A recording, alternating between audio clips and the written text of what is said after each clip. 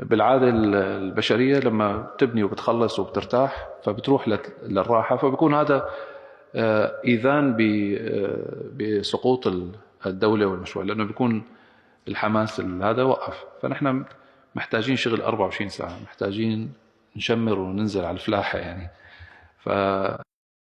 فصحيح في نتائج عم تظهر، بس للأمانة ما عملنا بالليل يعني شغل ما بنلحق عليه.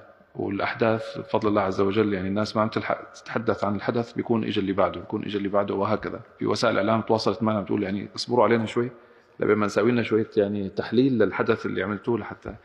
بس هذا الأمر بصراحة عم ينهكنا. نحن يعني ما عم نشتغل كرؤساء يعني، صراحة عم نشتغل كعمال وفلاحين، وهي 24 ساعة بنشتغل، 24 ساعة لقاءات وهذا المفروض تكون سمة الدولة، لأنه نحن في مرحلة بناء.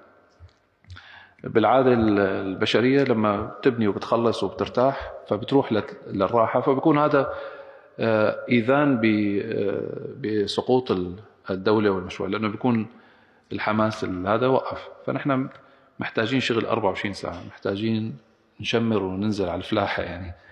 فأرجو أنه ما كتير نهتم اليوم بموضوع المناصب وشو بتعني لنا المنصب وكيف لازم يكون المنصب وإلى آخره، فنهتم بالعمل وقديش عندنا قدرة إنتاج، وهذا اللي بيهمنا. لا، نحن خرجنا أو وصلنا إلى السلطة من خلال ثورة، والثورة هي دفعنا دم كتير كبير فيها.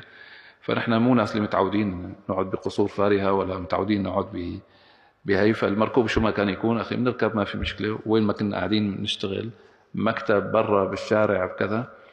أنا مرت علي ظروف يعني في إدلب، يمكن آخر سنتين كان عندي مكتب، قبله بالسيارة وبالشارع وعند مين ما كان، وأبو فلان تحت الزيتونة، وأبو فلان فتح لنا المكان، نجتمع مع بعض وكذا. والحمد لله صنعنا عمل كبير وانجزنا، واليوم احنا قاعدين بهالمكان هذا وعم نحسن نشتغل فيه وكذا. فالمفروض بصراحة صفة العمل يكون عندنا